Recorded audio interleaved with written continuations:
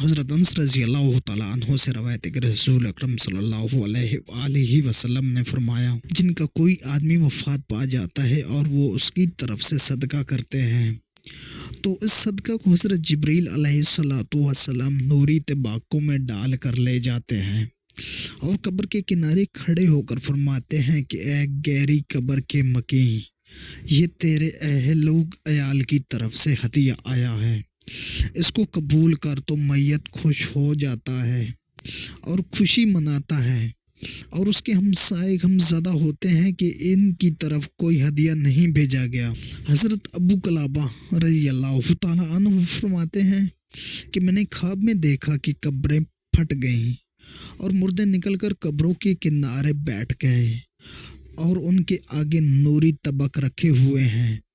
ان میں سے ایک شخص جس کے آگے کچھ بھی نہیں۔ میں نے اس سے پوچھا کہ تیرے آگے کچھ نور نہیں دیکھتا؟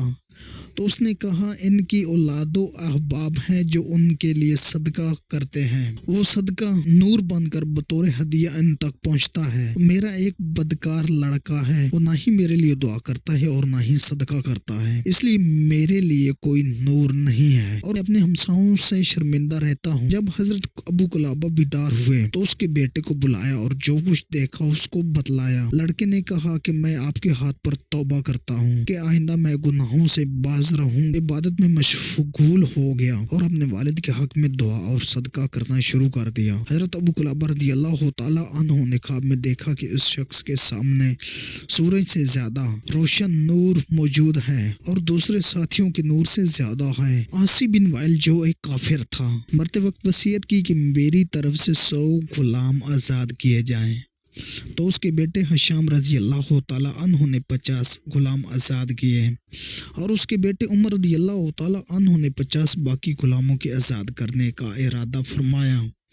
تو کہا کہ پہلے میں حضور اکرم صلی اللہ علیہ وآلہ وسلم سے دریافت کر لوں۔ تو وہ حضرت محمد صلی اللہ علیہ وآلہ وسلم کی بارگاہ اقدس میں حاضر ہوا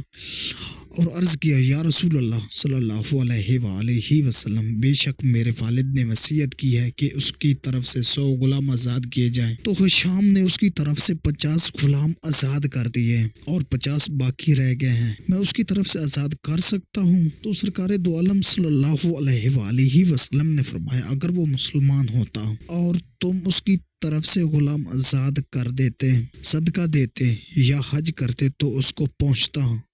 چنانچہ وہ کافر ہے اس لیے اس کو ثواب نہیں ملے گا۔ حضرت عبداللہ بن عباس رضی اللہ تعالیٰ عنہ راوی ہیں کہ رسول اکرم صلی اللہ علیہ وآلہ وسلم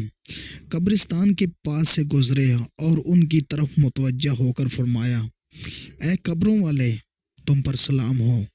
اللہ تعالیٰ تمہاری اور ہماری مغفرت فرمائے، تم ہم سے آگے اور ہم تمہارے بعد آنے والے ہیں۔